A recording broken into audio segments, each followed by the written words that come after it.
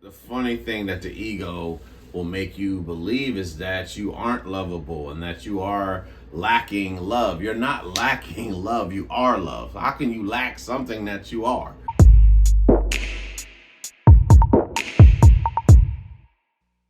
Roll me, Mac.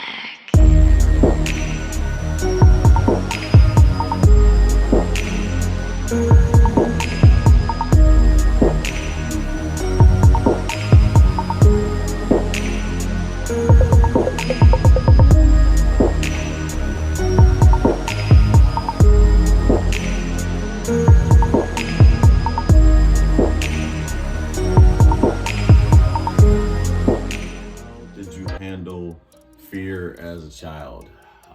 Shit, I was scared as fuck. And no other way to put it. Fear as a child was, I used comedy to protect me from being in fearful situations. It was my trauma response, if you will. Being hollered at, as we say in the black community, when you don't even know what the fuck you've done, it creates a sense of, oh shit, I'm doing something wrong, like almost at every given moment. You know what I'm saying? And when I would go through those things, my biggest thing was like, I believe that our family's way of making you do something is to remove love. You know what I'm saying? In order to get you to do it. So what was taught initially was removing love. So that makes us people pleasers, if you will. Like, all right, I do this. You know, if you don't do this, then I'm gonna take whatever. You know what I'm saying? That type of stuff. So I was afraid of losing. I had abandonment issues. I'm learning, obviously, through therapy and, just all around life, is that when something is taken from me, I have no problem being alone, but like the feeling of abandonment, like triggers the fuck out of my fear. You know what I mean? So in a sense, it makes sense to me as to why I wouldn't allow myself to get close to certain people. You know what I'm saying? It's so weird. Like you chase the emotionally unavailable, but you push away those that are ready, that appear ready. We'll say that appear ready to love you, because it's foreign to you, and you don't want to feel that feeling of getting close to someone only for it to be snatched away from you, if that makes sense. And so abandonment is how fear. That was the fear of abandonment is what really got to me. Like, you know what I'm saying? Like somebody actually taking that away from me, whatever. But that's the thing. It's like looking at love as from a possession standpoint versus an appreciation standpoint is what I would call that. And I believe that's exactly what I would be feeling at the time. It was a feeling of it just like love was possessive. So being afraid to lose it, trying to hold on to everything and everyone, and trying to be whatever I needed to be so that no one went anywhere. And it fucked with me. And to this day, it still fucks with me for that matter. So it's like battling, it's the soul versus the ego every fucking day. You know what I mean? Like the ego feels like it's not enough. No matter what you do, you can try to be the biggest perfectionist in the world, but your ego is like, still not enough, man. You're not doing it. And so, you know what I'm saying? So like, fear was more so about not being alone, if you will. Like that's how I dealt with fear. I could take whatever you kind of dish at me. I just didn't want to be like alone. That was the big thing for me. I did not want to feel like I was alone, because if I did, then I would, I go into panic mode, fight or flight mode, if you will. That's kind of like what I see that to be. And dealing with fear as a child, I was just doing my best to be the perfect child so that nothing would be removed from me. I didn't feel like it was like even at a younger age, it was one of those things where I didn't want to disappoint. You know how you don't want to disappoint your parents? So that how not wanting to disappoint your parents turns into not wanting to disappoint everybody else. Your parents are the first ones, I believe the parents are the first ones to teach you how to deal with everybody else in life. You know what I'm saying? So like early on, just being a funny kid, making jokes all the time. But like the fear of being abandoned or being alone used to freak me out. And I didn't know how to handle myself. I didn't know what to do. I was just trying to stay calm if I could. But fear, so anyway, dealing with fear as a child was challenging. You know, like it was one of those things where as long as I kept people laughing, I felt like I was okay. I felt like I would have people around, and even if it means being the butt of people's jokes and like making myself look funny or being funny or stuff like that, I would always have people around. I felt like that was my position in the family and just in life, was to make people laugh. So I would try to crack jokes, do imitations, impersonations and all of that. And, I mean, it worked. Don't get me wrong. It gave you a good laugh and all that stuff. But as I say all the time, who respects the court jester? You know what I'm saying? Like, it's like, oh, it's cool. This is Romy's role. Romy's going to make us laugh. Make me laugh type thing. Ha ha ha. Boy, you crazy. Yeah, that's about as much as it got. But as far as like actual respect, you know what I'm saying? I think it's cool. Don't get me wrong. I mean, I believe that a woman loves a man that can make her laugh, but don't make too many jokes. That's how I believe. Don't make too many jokes, especially like for me, I would make jokes at the in inopportune times, like when you're trying to settle a dispute in our relationship. I am a fucking comedian. It's my defense mechanism. I don't want to be in a position of conflict, because conflict might lead to abandonment. So I'm doing my best to avoid abandonment by making light of a situation. And I'm mirroring the behavior I see. I mean, I believe my parents do the same thing. You know what I'm saying? I think our majority of our family does the same thing. When we get into conflict sometime, it's either we make jokes about everything, or it's just off the motherfucking hinge. You know what I'm saying? You just lose your shit, and it's just an emotional lash out, if you will. And so seeing a lot of like disputes, arguments, fights, it instilled a sense of fear. And it was like, well, I don't want to be abandoned, so I don't want to piss off anybody. So I'm a people please, so that I keep people around, because I'm not good enough to be on my own. That's what looking back, I'm just taking in what those feelings were back then, and maybe some even now, or I'll say more recent rather. That would be the feeling. It would be like, I have to make everything okay around me so I can be okay. And I would learn later on that was a trauma response. Me trying to make sure that everybody is okay. I have to save the day. If I don't save the day, the world will be in shambles and I won't get love. Because everything we do is about love. You know what I'm saying? Everything that we fucking do is all about getting love. Whatever we perceive to be love. When we look for it, we do attention-seeking behaviors. We're doing it to feel love. We're doing it to feel seen, heard. So it can be tough. You know what I'm saying? It can be tough trying to decipher between, am I doing this for attention, or am I really just feel like I'm not lovable and whatnot? But the crazy part, the funny thing that the ego will make you believe is that you aren't lovable and that you are lacking love. You're not lacking love, you are love. How can you lack something that you are? You know what I mean? And in times we forget that, because of how we were brought up, because of how society is. It always makes you feel like you're missing out on something. You always got a bigger, better deal. We're constantly comparing ourselves on our fucking cell phones and shit. They got a family. She getting a divorce, he getting a divorce. You know what I'm saying? I'm still stuck in a toxic ass relationship. This marriage, they got kids, we don't have kids. They don't have kids, we have kids. You know what I'm saying? Like, it's always like something to like the victim. There's always like someone playing victim. And that's the ego. Instead of just being grateful for what we actually have, we do the comparison thing. A lot of us are a lot outside of our present moment. We see things from the other side of the grass. the grass is always greener on the other side. People are looking at you. Somebody right now is being inspired by you while you feeling so depressed about yourself. Somebody is inspired by you, and I know that. I've heard it from many from people that I come across, and if they only knew what I was telling myself in my head, prior to them telling me this. So I'm grateful, like, when the universe sends me like these messages. So I do my best to do the very same thing. When people are going through shit, people are battling some of the biggest things in their mind. You don't even you cannot even fathom.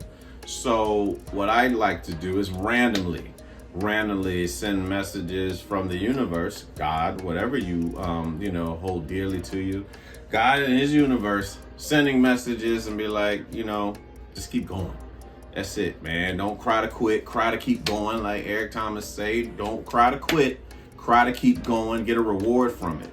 And that's the stuff that keeps me going when I feel like in fear, with anxiety, with the moments where depression may kick in, and I just get too much into my head, and I have to detach from the situation. I have to go back to space and look down at the earth and see how small the situation that I'm in, and not attach myself to that. Detach myself from emotions. Not that doesn't mean you don't feel your emotions. It means you detach yourself from it. Like, I feel angry. Not I am angry. I feel angry. I feel pissed off. I'm not pissed off. I feel, like, I'm able to detach myself from the situation, because feelings come and go. They're not what we are not our feelings. We're not our, our emotions. We are not our shortcomings. Like, you detach from it. You're not defined by what, like, you're not defined by your emotions. You're not defined by shortcomings, mistakes, failures, because you're gonna make mistakes. That's how you get better. How you gonna get better if you don't fuck up? Like, to get back on the bike, keep trying to ride that motherfucker until you figure it out. And fear. I had a fear of making a mistake and being left alone. I had a fear of making a mistake, and so when you are riding the whole fear bus, you end up doing the very same thing that you're trying to avoid, and that is you do make mistakes, and then now you're truly fucking with yourself, because now you're imperfect. So if I'm imperfect, that means I'm not lovable. And once you feel unlovable, then you start the misery game. You playing misery, and then hurt people, and you just keep passing on pain, and then you wonder, how the fuck did you get like this? And it's just it's voices, man. It's them voices. All of us have, like, voices programmed into our mind that we hear when we get in certain conflicts. Now, if you grew up in a household that probably did, see, that's what you get. Shame. You know what I'm saying? Like, shame hits you, like, you get hit with shame. My dad used to do that shit all the time. I'd be running upstairs real quick. I slip and fall, and he'll tell me, like, see, that's what you get. Or something like that. So, like, shame is used as a motherfucking tactic of parenting, or preventing you from doing, like, a certain thing. I honestly believe that's where my father was coming from with that. But to a child, it's like, damn, I fucked up. Now I don't know what, I don't know if I'm gonna get love from this thing. So I'm gonna just feel bad. Let me try to do something nice so that I can get that love back, because I'm not gonna be able to survive without this love. You know what I'm saying? And it happens to the best of us. It happens to the rest of us. Those emotions come in, and then that's what ends up happening. Yeah, so I mean, that's pretty much what my thoughts are about on how I dealt with fear as a child.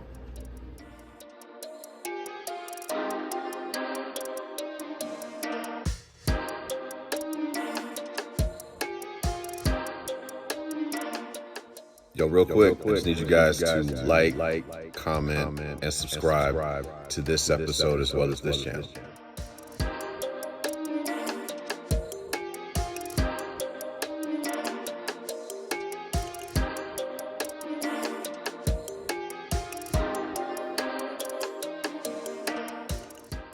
What happens inside your mind when you feel you've made a mistake?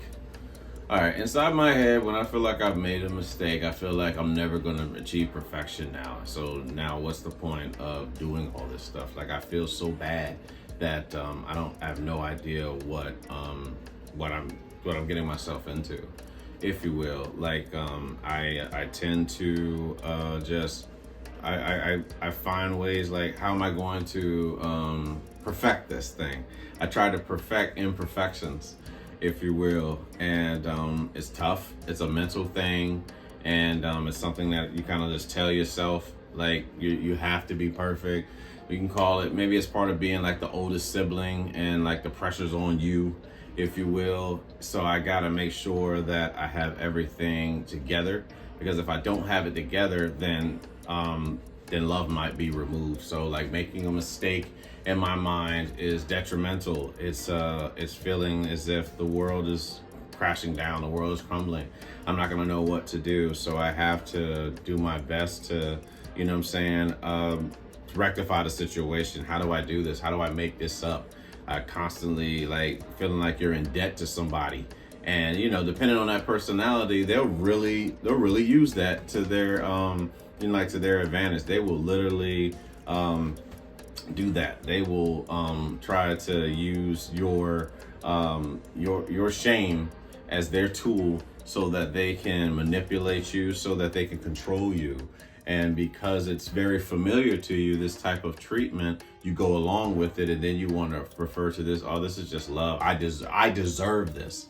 You don't necessarily say it out loud, but in your mind, that's how you interpret the shit. I'm gonna stay here and take this punishment because I believe that I deserve this for making a mistake, and I'm not worthy of love. So let me work and to get back into your good graces. You don't owe anybody anything. You are just as human as anybody else. You're going to make mistakes. But when you're young and you live like that for forever, and you just feel like if you make mistakes, then love is going to be removed. So you feel like so essentially it's like conditional love, you know what I'm saying? And it's like, the pressure's on me. I got to make sure that I knock this out. If I don't knock this out, then, like I said, the world's going to come crashing the fuck down. My world's going to end. I'm going to lose everything around me. And when you're in those type of, positions, you do your best to not make a mistake. You're walking on eggshells. You want to say the right things. You're listening to yourself when you talk to people. You're trying not to be picked on. You're trying not to be bullied. And so when you are not fitting in, whatever that means, a lot of times in the mind, I think it goes back to the tribal mindset, where if I make a mistake, everybody else is mistake free. Clearly, that's not the case. But in your mind, everybody else is mistake free, but I made the mistake. So now I'm about to panic because I've made a mistake, and I'm not like you guys anymore. I'm no longer in with the in crowd. And some people do that. Some people will make you feel like shit for making mistakes in life, no matter how small, no matter how big. But keep in mind that they're just as human as you. So as far as like shaming somebody for a mistake that they've made, you have no idea where they came from, you know what I'm saying, and why they did what they did. I mean, don't get me wrong, nothing they did, don't get me wrong, people, we do have the tendency to cause pain to people, you know what I'm saying? But also keep in mind that a person chooses to suffer. You know what I'm saying? It's a choice to suffer. You don't have to, you don't have to allow something to get to you. So it's like, if it's not physical, then we're choosing, our suffering, because we don't have, it doesn't have to get to us, but we're so conditioned and so trained that when something happens, that I need to respond this way. If somebody were to call a fat person fat, that's the obvious, you know what I'm saying? I think that person knows that they're fat, you know what I mean? So it's like, either it's the truth or it's nonsense. So if I make a mistake and I tell myself that I'm not lovable, is that the truth or is it nonsense? More than likely, it is nonsense, because we all are lovable. We all make mistakes. So we all fall in the same thing. We're all gonna fall. Somebody done trip. Somebody done fell while skating. Somebody done, you know what I'm saying? Some people have tripped while bowling. Some people have fell off their bikes and they still here to this, or some of them still here to this day. You know what I mean? But like people fuck up people names. You know what I'm saying? Like at work, you make mistakes. It's just we're human, but some people can really make you feel like they're doing what was done to them, and they can make you feel like you're not able to make a mistake, and then you walk around with a gang of anxiety when you get around this individual. And it's like, yo, I don't like this feeling. I don't care for this shit. It's irking the fuck out of me, because we can learn from our mistakes. Things happen and we just keep moving forward. Don't get me wrong, there's certain jobs where you can't make mistakes. Cops, you know what I'm saying? Airplane pilots, you know what I'm saying? Like certain jobs cannot afford, are not able to afford obviously errors of that magnitude. But you know what I'm saying? Like, let's not carry ourselves as if we're so more important than everybody else. And our ego will have us feeling that way when we make mistakes. Like we're the only one that has ever done this shit. We're the only one that's ever made this mistake. No, we're very much in like company as far as making mistakes. Now, there's some people that can point the finger a hell of a lot better than others. They love to use shame as a means of, like controlling a situation or making a person feel bad when they're just as human as us. And it's a learning process. It's very much so a learning process. Once you're able to break down these emotions, break down these feelings and shit, that come about in your mind when these situations go down, then it's like, oh, okay, I get it. That wasn't about me. Their response to me was not about me. It had everything to do with what they went through. But if you really do feel like you're not lovable, you're not good enough, and then you get caught making a mistake, someone points the finger at you, whatever they're saying isn't shit compared to what you're doing to yourself on the inside your mind, or inside your body, whatever the fuck. Everything it's all an inside job, but what's happening is what I'm saying. And it's like learning to embrace the fact that you do make mistakes. The person that you are convicting is innocent today because you're not the same person. You know what I'm saying? We're probably, like Les Brown says, if it's something you've done and you wouldn't do it today, you're convicting an innocent person. And we tend to convict somebody that no longer exists. Like literally me in 98, me in 2002, me in 2007, these people are long gone. That John is gone. Romy is gone. You know what I'm saying? The only person that I have right now is me in present day, 2024. But we tend to bring yesterday to ruin today. And it's suffering. Suffering is very familiar to us. So we tend to hold on to shit. And I try to do my best to get away from said thing of suffering, but it's like learning to not feed it, if you will. So like our mistakes, those feelings that we get when we make mistakes, if we don't feed them, they're not able to last. They will die out. So when those thoughts come in, it's best that we not feed those either. You feel me? So like when you think about yourself, I'm not the best father. I'm not the best mother. I'm not the greatest worker. I'm not a great wife. I'm not a great husband. Whatever your label that you attach to your identity, which you have to eventually at some point, I recommend detaching from this identity of who you believe you are. You know what I'm saying? Like being able to separate yourself so that you can find your soul. And your soul knows that it's fine just the way it is. You know what I'm saying? But the ego always feels like I'm not good enough. I gotta be something better. You know what I'm saying? I'm the best. I'm the worst. Whatever it is, you know what I'm saying? Instead of just being, like remembering to be a human being. You make mistakes. You know what? Human beings make mistakes. That's part of it. Just be. That's it. So, that's where my mind goes when I make mistakes. And since then, I've learned in therapy and just studying and reading and a whole bunch of other shit to better myself how to approach mistakes going forward.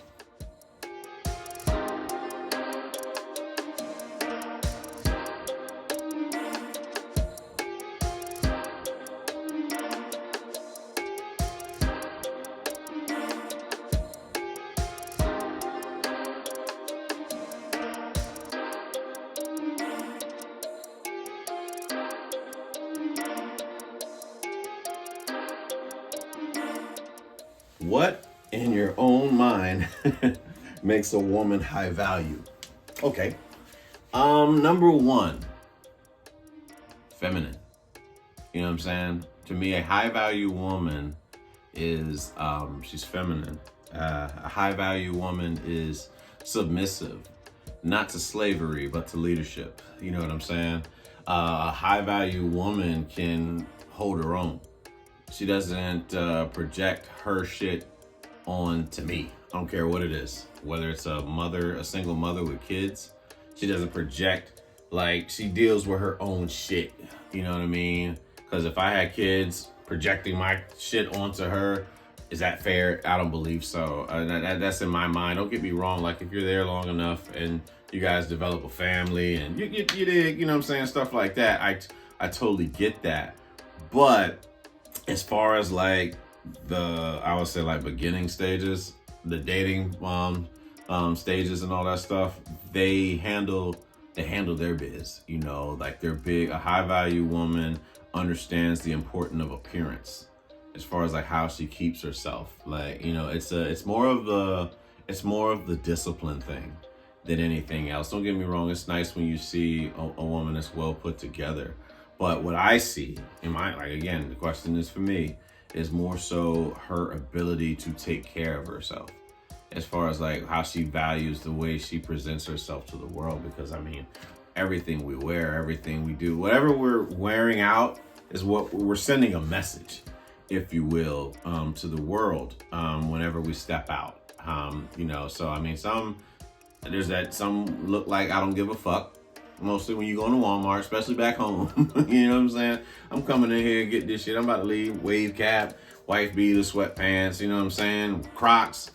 I got to pick up some motherfucking some mustard. I got to pick up some tartar sauce. I came to pick up some damn mushrooms. And I'm ready to get the fuck out. You know what I'm saying? But it's not like you going to the prom, you know? But there are people that do go to, you know, like Walmart, dressed like they're going to the motherfucking prom. Like, it's just that level of caring about your appearance when you step out the house. A high value woman, like I said, she does not, a very big thing for displaying high value traits is she doesn't project her insecurity. She doesn't look to me for constant validation. Here and there, once or twice. But every fucking 2 minutes looking for validation is not the motherfucking spot, because you wouldn't want that in return. Don't do shit to me that you wouldn't want done to you. High value women, they don't seek external validation, especially like online. It's like social media, like those pages that have 100 motherfucking selfies in one day is what I'm talking about. Like stuff like that. She's not checking for you. You know what I'm saying? At that point, she's not. So like for me, a high value woman is a woman that values men. You know what I'm saying? And the man of her choosing. That to me, I'm able to recognize. Like I'm able, at this point in my life, I'm able to recognize the women that are there for me and the women that are there for themselves. You know what I'm saying? Don't get me wrong. I believe you can do both. But if it's more for, you know what I'm saying, like the ego, the narcissism, would you really think she gives a fuck about me? If indeed her narcissism is more important than her fucking family, you know what I'm saying? That's the thing. I'm sure we've seen that online, where we've seen a woman, like, she's got a whole bunch of pictures everywhere, and then she just drags in her fucking kids and her husband, who's a fucking plow horse for her, is just an accessory, just there to look good for pictures, and you know what I'm saying, stuff like that. She's patient, she's kind. She's patient, she's kind. She doesn't have to talk loud to make a scene. You know what I'm saying? She has respect for oneself. Very dependable. High value. She's about she's just truly about being a nurturer. Honestly, I mean, if she has a business, she's about her business and she handles that. But I mean, truth be told, like for me, if it was up to me, and let's just say if I ever decide to I'm not gonna say settle down, but if I decide to solely be in a committed relationship that may even lead to marriage, my woman's not working. It's not happening. Yeah, she's not working.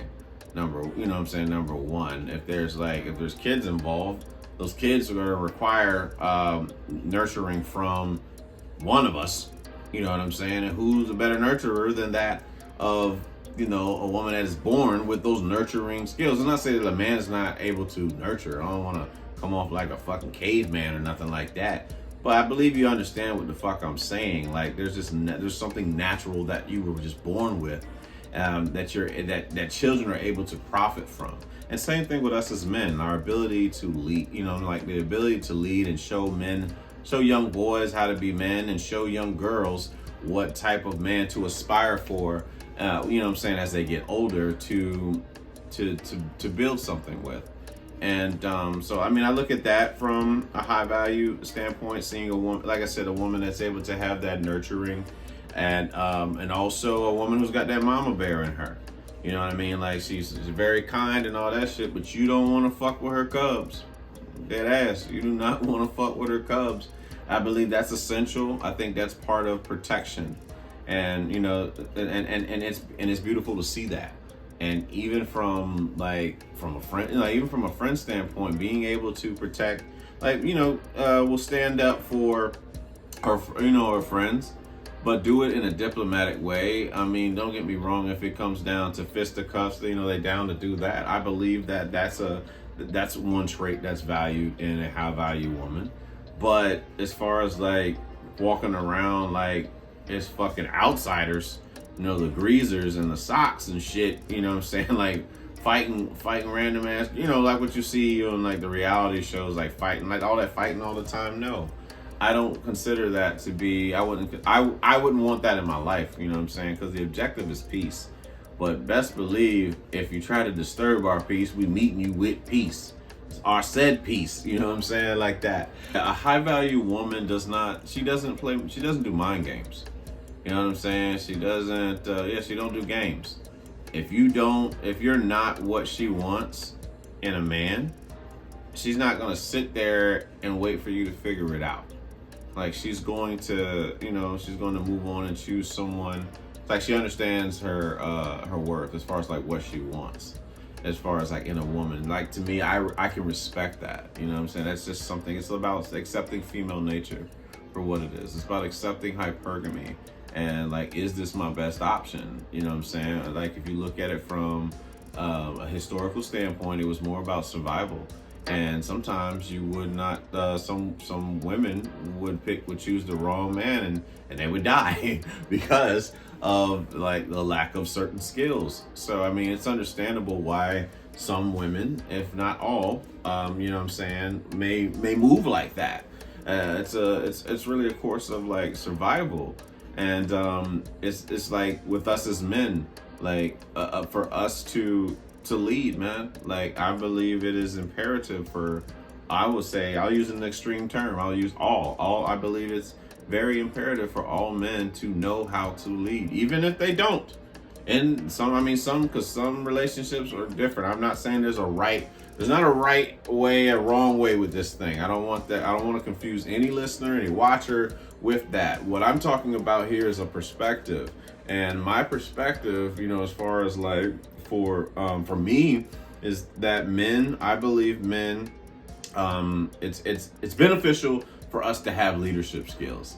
Number one, men with leadership skills are treated a hell of a lot better than men that don't. Because resentment from a woman can come in various ways, and it is not fun. It is not fun. I've been on both sides of the track.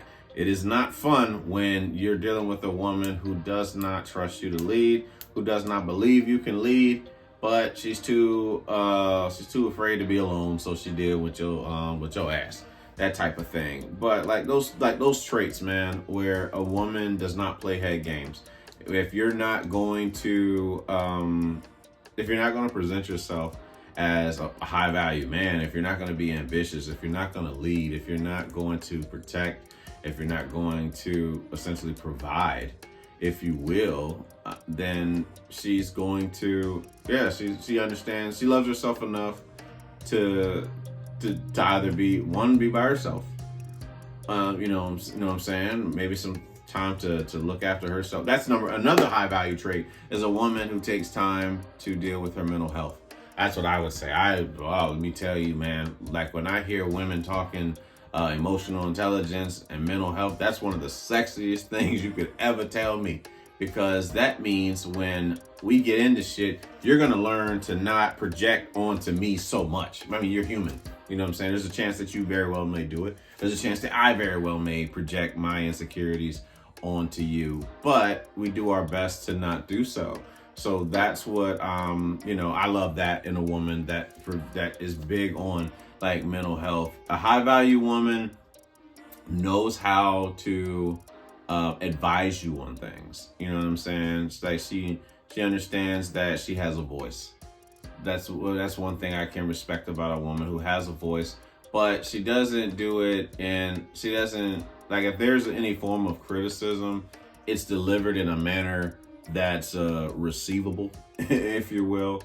You know what I'm saying? She doesn't talk to you like a nigga about shit. She doesn't talk to you like a fucking man. She talks to you like a lady, but again tells it like it is. It tells you what you what has to be said, not what you may want to hear, if you will. And it's up for our egos to deal with that. I mean, we deal with that as men. We got bruised egos. You know what I'm saying? I mean, there's so much. Like, that would have to, I could talk for hours as far as like what is considered like high quality, high value women traits. I mean, there's much that goes into it, but I mean, that's just the gist about things: being submissive, being feminine, you know what I'm saying, being a nurturer. What else? Like being lovable, being obviously the one that would be like emotionally available. Or if not emotionally available, working on herself so that she can be emotionally available to herself. You know what I'm saying? Like something like, I can respect that. You might not be ready for a committed relationship. And you know what I'm saying? You might be down to date and whatnot, but it's because you know that you're working on yourself. That's one of the sexiest things to me that a woman could probably tell me, because it's honesty. And then they do their best to not project on to others. They don't look to their high value woman, to me, in my mind, does not look to me like, she doesn't want me to fix all the issues that her parents didn't have. You know what I'm saying? Didn't fix. She does that for herself. She learns how to reparent. That to me is a high value, that's one of the high value traits to me. And, it's not easy out here because you got to be aware of it. That's another thing. A high value woman is very much aware of, like I said, emotional intelligence. So I mentioned that before. So it like I said, it's a lot that goes, it's a lot that goes into what we consider like a high value woman. But like I said, appearance, being feminine, submissive. Another thing that constitutes a woman as let's say a trait, what I believe to be a trait of a high value woman, is that she doesn't complicate a man's life. She brings a man peace. You know what I'm saying? Like, regardless of what, she doesn't allow whatever chaos that she's got going on, her friends, turning to her for something, want to talk all the time. She doesn't really project that onto you. She may share that, she may vent about it, but she doesn't expect you to fix it. She just wants you to listen. You know what I mean? Like one of those things, like, and mature enough to understand that, like, doesn't look to you to want to be a part of that shit. It's just more so just sharing it so that she has somewhere to vent. Because truth be told, you're not there to save every damn body. You know what I'm saying? You got to save yourself. And that's how everybody helps everyone, by saving ourselves. You saving yourself, you worrying about the stuff that you got going on, him worrying about the stuff that he got going on, and then, does his part as leader of the frame of a relationship. And, and things go as that. Now, while a man is leading in a relationship, here's what I believe a woman does in a relationship. And some women get it naturally, and then others you have to coach a little bit.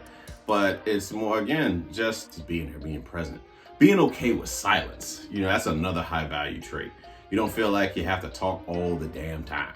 You know what I'm saying? Like, a lot of us do that. We get around people and we just feel the need to fill gaps with dumb shit. I heard Flavor Flav just sold an Acura. Gives a damn. You know what I'm saying? That shit is much ado about nothing news. But like, doing it to where your words move mountains, where your words mean something. You don't have to just talk just to talk. Don't get me wrong, you got people in your life that love, that again, that can just go forever, just talk about reality shows. They can talk about crime shows. They can talk about Netflix. They can talk about whatever the latest gossip is. I heard Cat Williams was talking about Cedric the Entertainer. You know what I'm saying? Like random shit that has nothing to do with your life. You know what I mean? Like it does no benefit for you, but they like to fill the gaps with other people's lives. And me personally, I'm not gonna front like I don't talk about any celebrity news, but I just do my best to not be consumed by it. Let's just say that. You know what I mean? Like I don't want that to be my life like it once was. I used to be all up in shit. TMZ, World Star, Media Takeout, you know what I'm saying? I was in all, I don't believe this. We at work talking about this shit. I heard Tyler Perry got a boyfriend, but he got a baby. You know what I'm saying? Like random ass, you know, conspiracies. And I still get my conspiracy. I don't lie about that. I still get my conspiracy, especially this damn Super Bowl. Ravens and 49ers was the conspiracy prediction for this year because of the colors. If you look at the label of Super Bowl, it's red and it's purple. And there's a red team that's in the NFC, which is us. And the only purple team left is the Baltimore Ravens. So, I mean, we're going to find out how true the conspiracy is later on. But getting back to high valueness of a woman, yes, being a compliment to a man and not complicating his life with your shit. That's a total no-no.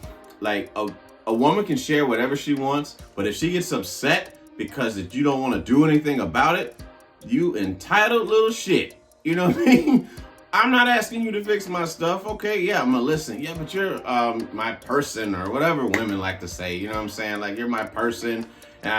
What is a person supposed to do? Is a person supposed to listen to toxicity? Would you want to listen to toxicity? No. There's this theory like, well, my bullshit is your bullshit. No, toxicity is toxicity, okay? Here's the deal. If you're trying to make a cake, a specific cake, there's a certain amount of ingredients that's required to make said cake. Now, if I bring in the wrong ingredient, the ingredients that doesn't go for this recipe of a healthy cake, stay with me now. You know what I mean? We're not talking about cake really. But if we're trying to build a healthy relationship, tell me how this ingredient helps us if I'm putting in bad shit. So you listening to your toxic ass friends getting into the same bullshit every fucking day, every fucking week because they have nothing else going on for themselves and they haven't figured out their own mental health. That's on you. But don't bring that shit to me. Don't bring it home to me. You know what I'm saying? Like, but don't expect me to. You can talk about it. Obviously, it's just shits and giggles. But if you're looking like, so what do you think she should do? Nope. Nah. Keep your ass out of it. Keep my ass out of it. You know what I mean? Like, we're not getting into that. We're not getting in the business of, you know what I'm saying, solving other people's toxicity problems, unsolved mysteries. No, we're good. We're good there. What we're going to do is work on our goals. We're going to work on what the fuck we trying to do. You're going to work on your goals. I'm going to work on mine. They're going to tend to them. You're going to tend to you. I'm going to tend to me. And then when some free time is done and there's some downtime, I'm damn sure going to tend to your ass. You know what I'm saying? And in that manner, expeditiously, if you will. But I mean, that's what I see. High, you know, as far as like high value and high, what I believe some traits are of a high value woman. If I had more time, you know, if I thought about it longer, I probably could come up with something else. But I mean, to me, that's what it is: being a nurturer, submissive, you know what I'm saying, feminine.